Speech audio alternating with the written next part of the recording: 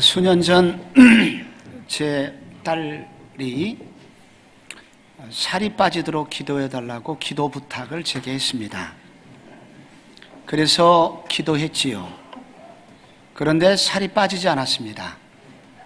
왜냐하면 제 딸이 계속 먹어댔기 때문입니다. 딸은 목사님의 기도가 왜 이리 약하냐고 물었습니다. 여러분, 제 딸이 살이 빠지지 않은 것이 하나님의 책임일까요? 딸의 책임일까요? 저는 그날의 식탁에서의 대화의 결론을 저는 이렇게 이야기했던 기억이 납니다. 신앙의 열매는 하나님의 최선과 우리의 최선이 만나는 지점에서 맺혀지는 거야. 이 로마서 9장에서는 바울은 우리가 구원을 받는 것은 하나님의 선택하심 때문이라고 그렇게 말을 하였습니다. 리브가가 쌍둥이를 임신했을 때 로마서 9장 11절에 이런 말씀 나옵니다.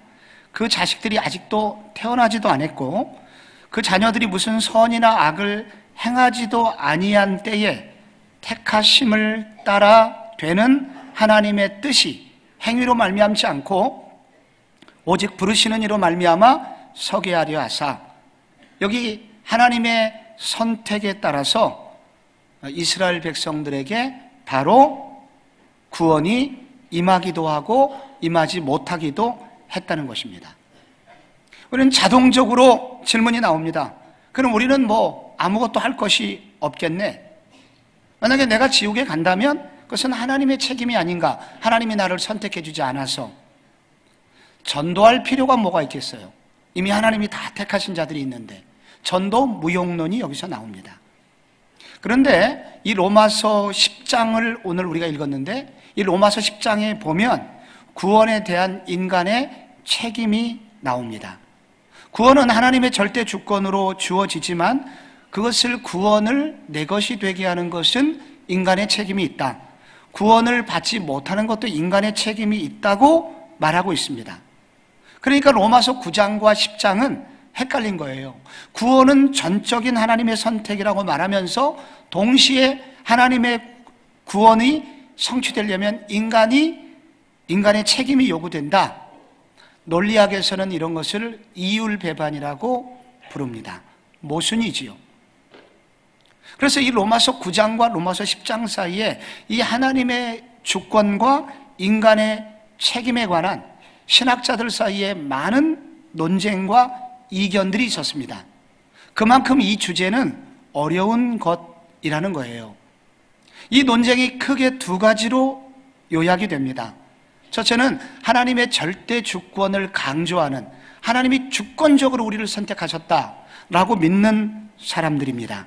종교개혁자 칼빈이 이것을 교리화하였고 이런 칼빈의 이론을 따라가는 사람들을 일컬어 켈빈주의자, 장로교의 대부분이 켈빈주의자. 여러분은 사실은 그런 교육을 대부분 받고 자라신 분입니다. 그러나 또 한편 두 번째로는 하나님의 절대 주권을 부인하지는 않지만은 인간 편에서 책임이 많다, 책임을 져야 된다 하는 알미니우스라는 신학자가 있는데 이분의 이론을 따르는 분들이 있어요. 이런 분들이 알미니안이라고 부르게 됩니다. 이동원 목사님이 지으신 책에 보면 이 관련된 이러한 에피소드가 나옵니다. 한 신학생이 이 두 교리를 헷갈려서 왔다 갔다 하다가 결국은 켈빈주의자들이 모여있는 진영 쪽으로 갔다고 그래요.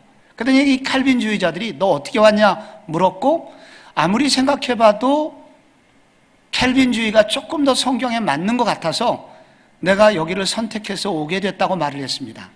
그랬더니 켈빈주의자들은 인간 스스로 선택해서 이곳에 온 사람은 켈빈주의라고 말할 수 없네. 그래서 당신은 다른 데로 가라고 내쫓김을 당했다고 합니다. 그래서 이번에는 이제 알미니안들이 모여있는 곳으로 간 거예요. 그들이 또 물었습니다. 자네는 여기 어떻게 왔나? 저쪽에서 나를 받아두지 않아서 알미니안이 결국은 하나님의 인도하심이 아니겠는가? 그런 믿음이 생겨서 여기 왔다고 하니까 이 알미니안이란 인간 스스로 선택하여 하나님이 주도적으로 여기를 보내신 것이 아니라 내가 선택해서 온 사람들만 모일 수 있네. 당신은 여기에 어울리지 않아. 그리고 거기서도 또 쫓겨났다고 합니다. 그래서 왔다 갔다 하다가 길에서 객사하게 되죠. 이게 이만큼 어려운 것입니다. 이 부분에 관해서 이 총신대학교, 제가 신학대학원을 다닐 때 총신대 권성수 교수님은 구원은 하나님의 주권 100%와 인간의 선택, 인간의 책임 100%로 완성된다고 가르치신 바 있습니다. 예수님은 인간이시면서 동시에 하나님이시죠. 하나님이신 그분이 인간의 몸을 입고 이 땅에 오셨습니다. 그렇다면 여러분, 신성과 인성 몇 %씩이나 예수님이 가지고 계신가요? 어떤 분은 하나님의 성품 50%와 인간의 성품 50%로 이루어지셨다라고 말하시는 분들이 계신데, 이런 분들을 이단이라고 합니다. 바른 게 아니에요. 정통신학은 뭐라고 가르치냐면 그분은 100% 하나님이시면서 동시에 100% 인간이시다, 이렇게 가르칩니다. 그분은 온전한 하나님이셨고 동시에 온전한 인간이셨어요. 완전한 하나님이셨고 완전한 인간이었습니다. 부분적인 것이 없으셨습니다. 그래서 논리학에서는 예수 그리스도의 성품을 절대로 설명할 수가 없습니다. 요즘 우리가 2차원, 3차원의 세계를 살다가 놀랍게 4차원, 5차원을 요즘 경험하고 있습니다. 이전에는 절대 경험할 수 없었던 그런 영역이었죠. 마찬가지로 하나님은 5차원이 아니라 100차원, 만차원, 영원한 영적인 차원이시고 하나님의 차원이십니다. 그래서 때로 성경에는 이와 같이 우리의 논리로 설명할 수 없는 부분이 있고, 그런 것들은 우리가 성경에 있는 만큼 받아들여야 한다는 것입니다. 구원은 전적인 하나님의 주권으로, 하나님의 오랜 계획하심으로 우리 모두 구원받게 된 거예요. 그러나 동시에 이 구원이 우리에게 이루어지기 위해서는 우리에게 책임이 있어요. 우리의 역할이 있는 거예요. 인간의 역할이 있는 거예요. 아무것도 하지 않는다면 구원받지 못한다는 거예요. 그래서 이 로마서에서 말하는 이 놀라운 복음의 영광을 얻기 위하여, 이 복음의 영광이 임하기 위해서는 우리의 책임이 있다, 우리의 역할이 있다고 하는 것입니다. 여러분, 오늘 여러분 가운데 이번 학기에, 그리고 올해 1년 가운데 여러분의 개인과 여러분의 가정에 이 복음의 영광스러움이 정말로 충만하게 임하고, 그리고 많은 열매들이 여러분의 생활 가운데 일어났으면 좋겠습니다. 지난주에 그 열매 없는 열심을 함께 묵상했는데, 올 한 해 여러분의 신앙생활을 통해서 많은 열매가 맺혀지길 바랍니다. 그런데 오늘 성경은 말하기를 하나님께서는 최선을 다할 텐데 우리에게도 최선이 있어야 된다, 우리 인간의 책임이 있다고 말을 하고 있는 것입니다. 여러분, 이 복음의 영광스러움이 우리 가운데 성취되기 위해서 인간이 감당해야 될 역할, 그 책임은 무엇일까요? 먼저 첫째로 주님을 영접하고 주님을 열심히 찾아야 한다는 것입니다.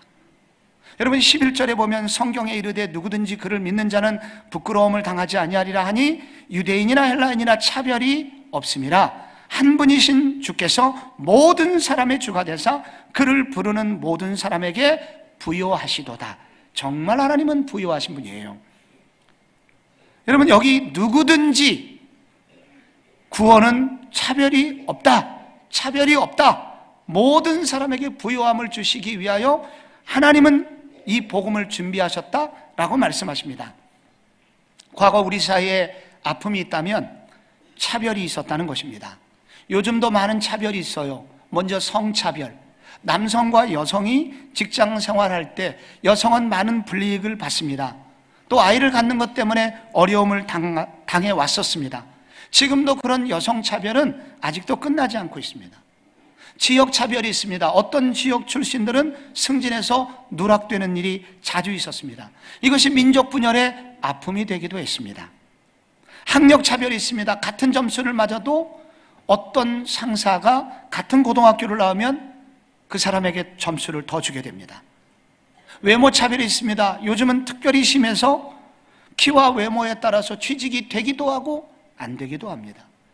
인종차별이 있습니다. 특별히 미국에서 심각한 문제였고 서서히 다문화 형식을 다문화 사회가 되고 있는 우리 한국 사회에서도 인종차별의 문제가 지금 대두되고 있습니다. 그러나 오늘 성경은 구원에 관해서는 결코 차별이 없다고 합니다. 누구든지 그를 믿는 자는 부끄러움을 당하지 아니하리라 말씀하고 있습니다. 예수 그리스도를 지적으로 동의하고 마음으로 인정하고 의지적으로 시인할 때 우리 모두는 바로 구원을 받는 사람이 된다는 것입니다. 그를 믿는 자는 부끄러움을 당하지 아니하리라, 이 단어는 모욕을 주다는 단어입니다. 심판의 날에 크게 모욕을 당하는 사람이 있을 거라는 거예요. 나는 당연히 천국 갈 줄로 생각하고 천국문 입구에 섰는데 너는 천국에 들어가지 못해 하면서 지옥으로 갈 때 그는 영원한 모욕을 당하게 됩니다. 평생, 아니 영원히 씻을 수 없는 모욕을 당하게 되는 거예요. 그런데 성경은 말하기를 그를 믿는 자는 부끄러움을 당하지 않을 것이다. 그리고 오늘 이 소달락에서 이렇게 결론을 맺습니다. 13절에 누구든지 주의 이름을 부르는 자는 구원을 받으리라. 주의 이름을 부르는 자가 구원을 받는다는 거예요. 여기서 이 부르다라고 하는 이 단어는 속으로 믿는 것이 겉으로 드러나는 표현을 말하는 것입니다. 진정한 믿음을 설명하는 단어입니다. 그런데 이 단어는 단지 예수님 이렇게 부른다는 뜻이 아닙니다. 이 단어는 성경에서 자주 이런 형식, 이런 상황에서 쓰였습니다. 먼저 하나님께 뜨겁게 예배를 드리는 사람이 주님의 이름을 부를 때 이 단어를 썼습니다. 그러니까 예배드리자, 참 예배드리다라는 단어라는 겁니다. 창세기 4장에 보면은 거기 가인과 아벨이 나오고 가인이 아벨을 죽인 후에 아벨을 대신해서 셋이라는 아들이 생기죠. 아벨과 셋과 그리고 에노스라는 아들이 태어나게 되는데 바로 이 아벨 계열의 사람들을 향하여 4장 26절에 설명을 하고 있는 것입니다. 사람들이 비로소 여호와의 이름을 불렀더라. 그 불렀더라는 단어가 바로 뜨겁게 하나님을 예배하는다는 뜻입니다. 하나님의 구원은 누구에게 임하느냐? 바로 이렇게 뜨겁게 하나님의 이름을 부르며 예배하는 자들에게 임한다는 거예요. 이 단어는 또한 기도하다는 뜻입니다. 열왕기상 18장 24절 엘리야가 850대 1로 아세라와 그 바알 선지자들하고 싸울 때 그때 엘리야가 했던 말입니다. 너희는 너의 신의 이름을 부르라, 기도하라 말입니다. 너의 신께 기도하라. 나는 여호와의 이름을 부르리니, 나는 여호와 하나님께 기도하리니 라고 그렇게 말합니다. 이에 불러 응답하는 신, 그가 하나님이시라. 엘리야는 뜨겁게 기도했습니다. 바알 신의 선지자들도 기도했습니다. 그때 하늘에서 불이 내렸고 결국은 엘리야가 승기를 잡죠. 이렇게 뜨겁게 기도하는 게 주님의 이름을 부르는 것입니다. 또 하나, 이 단어는 찬양하다라는 단어하고 동의어입니다. 시편 116편에 보면 여호와께서 내게 주신 모든 은혜를 무엇으로 보답할꼬? 내가 구원의 잔을 높이 들고 여호와의 이름을 부르며, 여기 찬양하다라는 단어예요. 여러분, 여기 성도의 책임이 나옵니다. 하나님은 우리에게 최선의 아름다운 구원을 준비하셨습니다. 이것이 내 것이 되기 위해서 우리는 그분의 이름을 불러야 된다는 거예요. 부른다는 것은 무엇이냐? 하나님을 뜨겁게 예배할 때 그것이 내 것이 된다는 거예요. 하나님을 향하여 뜨겁게 간구할 때 내 것이 된다는 거예요. 그리고 하나님을 찬양할 때 이 구원이 내 것이 된다는 거예요. 만약에 여러분들이 이런 구원의 소식을 듣고도 하나님을 예배하기를 거절하거나 혹은 기도하기를 거절하거나 혹은 찬양하기를 거절한다면 이것은 결코 내게 올 수 없다는 거예요. 이 주님을 찾고 예배하고 기도하고 그리고 주님께 이 찬양하는 삶을 사는 사람들에게 하나님이 주신 약속이 있습니다. 결코 부끄러움을 당하지 아니하리라. 여러분, 마태복음 14장에 보면은 한밤에 갈릴리 바다에 예수님이 나타나십니다. 제자들이 겁을 먹었고 유령인 줄 알고 두려워 떨다가 베드로가 주시 얻은 나로 바다를 걸어오게 하소서, 걷게 하소서. 그래서 그렇게 하라고 예수님 말씀하셨고 베드로가 물 위를 걷게 됩니다. 그런데 바람을 보고 다시 물속에 빠져들죠. 그때 베드로가 외칩니다. 그때 30절, 마태복음 14장 30절에 나와요. 바람을 보고 무서워 빠져가는지라 소리질러 이르되 주여 나를 구원하소서. 그때 예수께서 즉시 손을 내밀어 그를 붙잡으셨다. 여러분, 그날 베드로가 구원을 경험하게 됩니다. 그날 베드로는 예수님을 하나님으로 알게 됩니다. 아, 예수님은 그냥 좋은 선생 랍비가 아니었어. 그는 참으로 하나님이셨어. 그날 새로운 차원의 예수님을 만나게 되고 그의 영혼에 깊은 구원이 그에게 임하게 되고 신앙이 한 단계 성장하게 됩니다. 위기의 순간에 이렇게 뜨겁게 주님을 부르는 자들에게 하나님은 그에게 구원을 베풀어 주시고, 그리고 그 구원은 우리의 삶을 이렇게 열매 맺는 신앙인으로 만들어 주신다는 겁니다. 일본의 기독교는 매우 그 비율이 낮습니다. 2% 이하예요.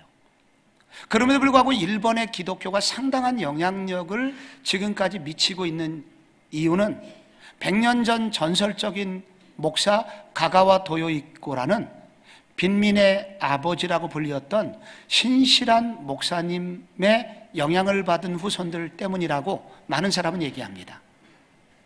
이 사람은 1888년에 해운업으로 크게 돈을 벌었던 가가와 주니치라는 아버지가 술집에 가서 놀다가 기생하고 바람이 나서 낳은 아들입니다. 이 아들을 그냥 버릴 수 없어서 자기 집으로 데려왔고, 그래서 이복 동생들과 그리고 배다른 어머니 밑에서 이 아들이 자라게 됩니다. 말로도 할 수 없는 서러움과 그러한 눈물 짓는 그런 시간을 보냈고, 자기 청소년기를 지내면서 자기 출생의 비밀을 더 자세히 알게 되고, 기생의 아들이라는 손가락질을 받으며 사는 자기 자신의 쓸모없음 때문에 그렇게 자기 시간을 죽이고 있었습니다. 어느 날 봄에 담벼락에 아무 할 일 없이 인생을 포기한 채로 등을 이렇게 기대고 서 있는데, 그때 기독교 구세군의 한 그 전도대들이 북을 치면서 마을을 지나가고 있습니다. 하나님은 당신을 사랑하십니다.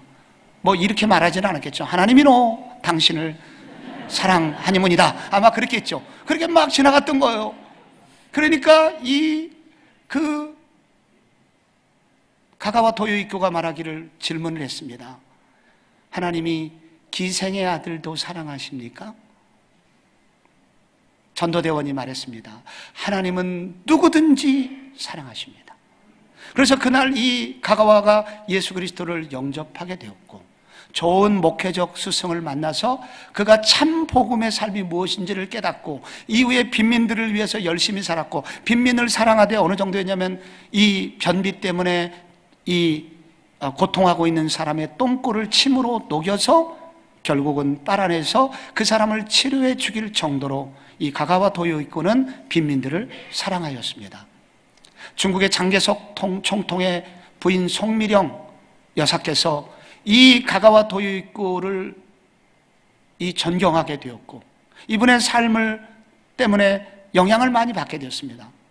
1945년에 해방이 되었고, 그래서 중국에서도 일본군이 자기 본국으로 돌아갈 때 많은 사람들에게 살해를 당할 위험에 있을 때 장개석 총통이 명을 내려서 단 한 명의 일본인에게도 위해를 가하지 말고 안전하게 고국으로 돌아가도록 도와주었습니다.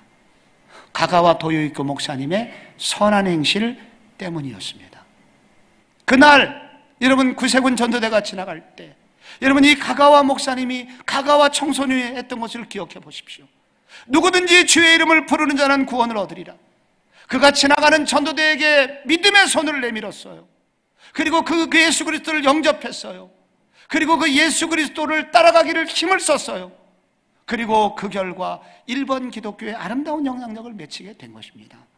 사랑하는 성도 여러분, 지금도 예수 그리스도께서는 우리에게 은혜를 주시기 위하여 기다리고 계시고, 오늘 예배 시간에도 주님은 여기를 지나가고 계신 것입니다.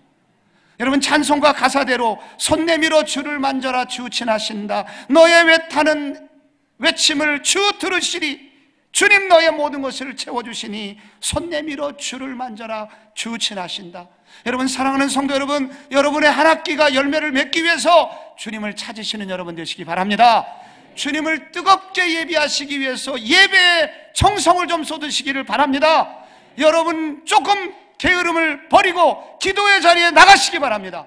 그래서 구원의 축복을 준비하신 그리스도의 구원을, 그리고 한 단계 높은 구원의 역사를 여러분의 삶 가운데 체험하시기를 축복합니다. 복음의 영광이 임하기 위하여 우리가 감당해야 될 또 하나의 책임이 나옵니다. 둘째로, 복음을 전하는 전도의 책임, 전도자가 되어야 합니다. 14절에 보시면 그런즉 그들이 믿지 아니하는 이를 어찌 부르리요? 듣지도 못한 이를 어찌 믿으리요? 전파하는 자가 없이 어찌 들으리요? 우리 한번 같이 읽어볼까요? 15절 시작. 보내심을 받지 아니하였으면 어찌 전파하리요?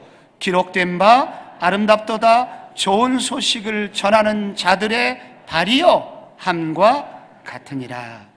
오늘 14절에 보면 믿음이 있어야 하나님은 그 사람에게 구원을 주신다는 거예요. 하나님은 다 구원을 주시는 게 아니라 믿음 있는 사람을 구원하십니다. 그런데 듣지도 못한 이를 어찌 믿으리요? 믿음이 생기려면 복음을 들어야 합니다. 그런데 그 다음에 전파하는 자가 없이 어찌 들으리요? 복음을 들으려면 누군가 복음을 전해 주어야 합니다. 그래서 15절이 나오죠. 보내심을 받지 아니하였으면 어찌 전파하리요? 복음을 전하려면 누군가 전도자로 나서야 합니다. 그래서 이 본문의 강조점은 전도자가 있을 때, 복음 전하는 책임을 다할 때 결국은 누군가 복음을 듣고 복음을 들은 사람이 믿음을 가질 수 있음을 말하고 있습니다. 어떤 사람은 이렇게 말해요. 전도하지 않아도 하나님이 알아서 예수 믿게 하실 거야. 하나님의 선택이니까. 하나님이 선택하셨다면 무슨 수를 써서라도 하나님은 결국 믿게 하실 거야. 여러분, 이 부분에 대한 여러분의 의견은 어떻습니까? 정말 그러실까요? 근데 그것은 무슨 의견이든지 성경의 의견이어야 합니다. 성경의 답변이 오늘 나오는 거예요. 성경의 답변은 무엇입니까? 전파하는 자가 없이 어찌 들으리요? 전도자가 없이는 결코 예수 믿을 수 없다는 거예요. 하나님의 절대 주권으로 선택된 사람이라도 결국 전도자의 복음 전파의 애씀과 그 과정을 통하여 그 복음의 열매는 맺혀질 수 있다는 것입니다. 만약에 여러분, 하나님께서 모두 다 구원하실 것 같으면 예수님이 이 땅에 왜 오셨으며 예수님께서 3년의 공생애를 열심히 제자들에게 가르치시고 제자들에게 가장 중요한 말씀을 마지막 순간에 하시죠. 마태복음 28장 19절입니다. 그러므로 너희는 가서 모든 족속을 제자로 삼아. 여러분, 예수님께서 왜 이런 말씀을 하셨겠습니까? 예수님께서 결국 이 가장 중요한 말씀을 하신 것은 결국 이 전도자가 없이는 결코 아무도 구원받을 수 없기 때문인 것입니다. 1700년대 영국이 그랬습니다. 영국은 자기 나라에서는 부흥이 일어났고 자기 나라 사람들끼리는 예수 믿는 사람이 늘어났음에도 불구하고 타민족에게 복음을 전하는 것은 하나님의 책임이라고 굳게 믿고 있었습니다. 이방인들이 구원받는 것은 하나님의 책임이다. 그래서 그들이 그 당시에 믿고 있었던 그 성경의 그 신학적 노선은 칼빈주의였는데 그런 칼빈주의를 일컬어 운명론적 칼빈주의자라고 합니다. 우리가 칼빈을 따르는 그 신학적 전통을 가지고 있지만 이렇게 건강한 성경적인 칼빈주의가 있지만 그러나 이와 같이 운명론적 칼빈주의자가 있어요. 이거는 잘못된 겁니다.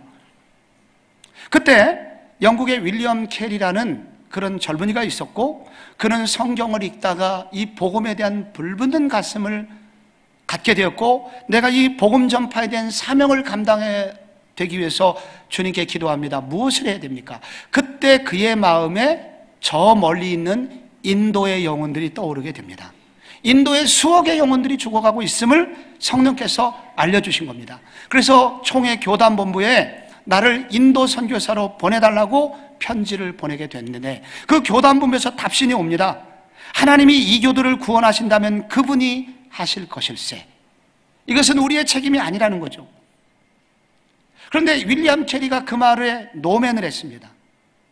성경을 아무리 읽어봐도 하나님께서 우리에게 전도를 하지 않고는 누구도 이 복음을 받아들일 수 없음을 그는 확신하고 32살의 나이에 그는 스스로 사람들을 모으고 후원을 받아 이 인도를 가는 배를 타게 됩니다. 그는 인도에 도착해서 벵갈어, 나중에 버마어, 중국어, 산스크리트어 이런 종류로 동료들과 함께 성경을 번역하게 되고 그 성경을 가지고 사람들에게 복음을 전하고 전도를 하기 시작했습니다. 당시의 인도는 아들과 딸을 우상의 제물로 바치는 이런 인신숭배가 횡행하고 있었는데 그가 전하는 복음 때문에 그 마을들이 변화를 하고 소위 말해서 인도 선교의 터전이 마련되게 되었습니다. 윌리엄 캐리의 이 헌신과 이 열정이 41년간, 그가 1790년대부터 1830년까지 40년간, 여러분 41년간 인도에서 복음을 전하게 되죠. 그런 이야기가 이제 영국에 전해지게 되면서 영국의 교회가 각성하게 되고 영국의 젊은이들이 도전을 받게 되고 그래서 서서히 윌리엄 캐리를 따라서 복음을 전하는 선교의 대로에 합류하게 되면서 한때 영국 선교의 대부흥기가 1800년도에 오게 됩니다. 이 윌리엄 캐리가 그 젊은이들에게 도전했던, 가장 불을 붙였던 그의 인생을 요약하는 경구, 명언이 있습니다. 윌리엄 캐리는 이렇게 말했습니다. 하나님으로부터 위대한 것을 기대하십시오. 동시에 하나님을 위해서 위대한 일을 시도하십시오. 하나님을 향하여 우리는 위대한 것을 기대도 해야 되지만 우리 인간 편에서 우리가 할 일, 하나님의 나라를 위하여 위대한 일을 시도하는 이런 젊은이들이 일어나기를 바란다는 이런 도전으로 인해서 그 시대에 부흥이 오게 된 것입니다. 이 부흥의 열기가 미국으로 건너갔습니다. 미국 사회에서 이와 같은 열기가, 이 선교에 대한 열정들이 불일 듯 일어나게 돼요. 1885년 아펜젤러와 언더우드가 조선으로 가는 배를 타게 됩니다. 그리고 오늘 조선의 부흥이 100년 지나서 오늘 이렇게 거대한 예수 믿는 무리들이 여기서 오늘 예배를 드리게 된 것입니다. 성도 여러분, 만약에 말해요, 언더우드와 아펜젤러가 당시 운들의 나라 조선, 하나님이 알아서 하실 거야, 하나님이 선택하셨다면 하나님의 책임이야 라고 하면서 그 배를 타기를 거절했다면 여러분 어떻게 됐겠습니까? 정말 이런 부흥이 왔을까요? 여기 우리의 책임이 있는 것입니다. 복음을 전하는 전도자가 없이는 이 하나님의 구원의 복음이 완성될 수 없다는 것입니다. 그래서 이 이사야 선지자의 말을 바울은 인용합니다. 이 세상에서 아름다운 일이 많이 있지만 가장 아름다운 일이 여기 있습니다. 무슨 아름다움입니까? 아름답도다 좋은 소식을 전하는 자들의 발이요. 가장 아름다운 아름다움이 있다면 그것은 바로 복음을 전하는 발이라는 것입니다. 여기 아름답다는 것은 외모의 아름다움이 아닙니다. 기능의 아름다움입니다. 발이라는 것은 이쁘면 얼마나 이쁘겠어요. 그런데 발이 아름답게 된 것은 발의 기능, 발이 할 수 있는 가장 아름다운 기능을 할 때 그 발은 아름답게 된다는 것입니다. 요 이사야가 당시에 요 이사야의 그 정황에서 살펴보면 이 당시 바벨론 포로로 끌려가 있던 이스라엘 백성들에게 누군가 한 전령이 달려와서 소리를 치는 겁니다. 여러분, 바벨론 군대가 무너졌습니다. 이제 우리는 고국으로 돌아갈 수 있게 되었습니다. 이때 이 아름다운 소식을 전하는 전령의 모습을 보면서 아름답도다. 그리고 그 중에서도 제일 아름다운 것은 당시에 여러분 고대 사회에서는 교통수단이 안 좋았기 때문에 제일 고생하는 것은 발입니다. 발에 찔림이 있고 돌에 부딪힘이 있으면서도 이 소식을 전하기 위해서 고생한 발, 그 발을 향하여 찬사를 보내고 있는 것입니다. 아름답도다 좋은 소식을 전하는 자들의 발이요. 저는 이 땅에 요즘 지도자들의 여러 우리를 실망시키는 상황 속에서 우리에게 빛과 같은 아름다운 삶을 사는 한 사람을 만나게 되었습니다. 아주대학교 병원 외상센터 이국종 교수, 여러분도 좋아하실 거라고 생각합니다. 이 사람이 최근에 책을 냈습니다. 골든 아워 1, 2가 나왔어요. 이 사람이 이 책을 쓴 이유를 이렇게 설명하는데 한 번만 들어보십시오. 살 수도 있던 사람들이 죽어나간다. 제때 수술받지 못해서 나는 이 현실을 바꾸기 위해서 17년을 싸웠다. 내 앞에 실려오는 환자들은 대부분 가난한 노동자들이다. 피가 솟구치고 장기가 흘러나와 대여섯 시간 수술해서 살려내도 그들은 수술비를 내기가 어렵다. 그러니까 나는 사람을 살릴수록 병원에 적자를 안기는 의사인 것이다. 그런 적자 분야에 투자할 병원이 한국에는 없는 것이다. 정말 열악했다. 나와 동료 4-5명이 24시간 밀려드는 환자를 살리기 위해서 피와 싸웠고 가끔씩 정치인들이 관심을 가졌어도 제대로 된 정책은 나오지 않았다. 그러던 어느 날 석혜균 선장이 소말리아 해적들과 싸우다가 6발의 총상을 맞는 사건이 벌어졌고 현장에 파견된 나는 그곳에서도 한국의 열악함과 마주했어야만 했다. 사람이 다 죽어가는데 수억 원짜리 의료용 헬기를 사용하려면 정부의 승인이 필요하다는 것이다. 그리고 최소한 며칠이 걸린다고 한다. 나는 그 자리에서 내 이름으로 빌리겠노라고 사인을 해버렸다. 교수님 미쳤어요? 이러다가 잘못되면 평생 빚 갚으면서 살아야 한다고요. 제발 물러설 줄도 아세요. 동료들이 그렇게까지 화를 내면서 말리는 것은 처음 봤지만 나는 오직 딱 하나만 생각했다. 그 어떤 상황에서도 환자의 생명보다 우선일 수는 없다. 나는 누구의 승인도 없이 비행기를 빌렸고 다행히 선장은 기적같이 살아날 수 있었다. 그리고 나는 언론에서 유명세를 탔다. 그제서야 비로소 그토록 무시당하던 의료 개선 시스템이 받아들여지기 시작했다. 하지만 그 일이 있은 지 7년, 아직도 한국은 제대로 된 시스템을 갖추지 못했다. 나는 이제 이 일이 한국에서는 불가능할지도 모른다고 생각한다. 그래서 이 글을 쓰기 시작했다. 어둡고 치열하고 서늘하고 때로는 치가 떨리는 의료 현장 이야기를 정말 나중에 혹시라도 나같이 정신 나간 의사가 나타난다면 우리의 기록은 분명 큰 도움이 될 것이다. 여러분, 그 의사 얼굴 아시죠? 잘생기진 않았어요. 그런데 아름답습니다. 왜 아름답게 우리가 느끼죠? 의사의 기능대로 그의 삶을 드리고 있기 때문입니다. 의사로서 마땅히 걸어가야 되는 그 길을 그분이 걸어가고 있기 때문이에요. 여러분, 이 세상에서 가장 아름다운 사람이 있다면 성경은 이렇게 말합니다. 아름답도다 좋은 소식을 전하는 자들의 발이요. 하나님 보시기에 가장 아름다운 사람은 누구인가? 바로 성도다운 성도라는 것입니다. 성도다운 행동을 하는 사람이라는 것입니다. 성도다운 행동은 어떤 행동입니까? 성경에 이 복음의 원리를 깨닫고 예수 그리스도를 영접한 후에 이 복음이 너무 좋아서 나만 갖고 있기에는 너무 미안하고 누군가를 건져내는 것이 주님의 소원임을 알기에 누군가를 향하여 어렵지만 발을 움직여 복음을 전하는 사람이라는 것입니다. 교회는 언제 가장 영광스럽겠습니까? 교회가 교회다울 때, 교회가 교회의 본질에 충실할 때 교회는 아름다운 것입니다. 여러분, 교회의 본질은 무엇입니까? 교회는 왜 있는 것입니까? 예수 그리스도의 복음을 믿고 그 복음이 필요한 누군가에게 복음을 전하고 그들을 이와 같이 양육하여 또 다른 복음의 사람으로 만들어내는 일일 것입니다. 이런 본질에 충실할 때 그 교회는 아름다운 교회가 되는 것입니다. 여러분, 지난주부터 우리 교회 새벽 만나가 시작되고 오병이어가 시작이 됐습니다. 여러분, 습습한 부엌에서 여러분 거기서 일하시는 분들이, 봉사하시는 분들이 여러분 어떻게 좋은 옷을 입을 수 있겠어요? 좋은 화장품 바르고 거기 일하러 나올 수 있겠습니까? 초라한 옷을 입고 습기 찬 지하실에서 그들이 그 설거지와 싸울 때 여러분 외모가 얼마나 아름답겠어요? 그런데 그 섬기시는 모든 분들의 소원은 한 가지입니다. 내가 만드는 이 음식을 누군가 먹고 정말로 예수 그리스도를 영접했으면 좋겠다. 이 소원 안으로 똘똘 뭉쳐 있어요. 하나님이 그런 모습이 하나님의 눈에 가장 아름다운 모습은 아니겠습니까?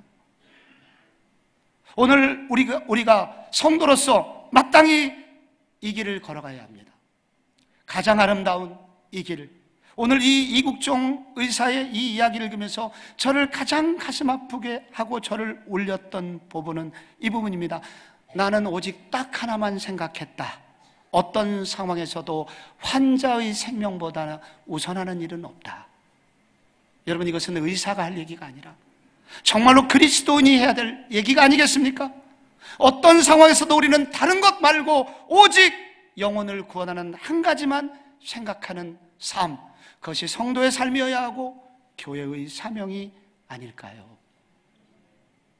이제 봄이 왔습니다.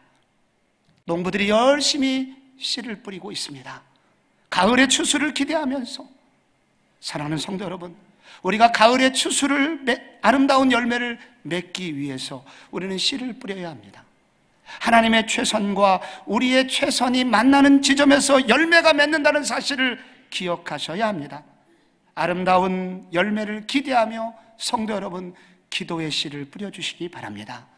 올 한해 예배의 마음을 쏟고 예배드림의 감격을 체험하기 위하여 여러분의 시간과 정성의 씨를 뿌려주시기를 바랍니다. 그리고 복음 전도의 씨를 뿌려 나를 통해서 적어도 올 한해 3명 이상 예수 믿는 역사가 일어나는 복음 전도의 씨를 뿌려주시기를 바랍니다. 아름다우신 주님, 우리도 아름답게 그분의 부르심에 응답하는 성복중앙교회 되기를 소원합니다.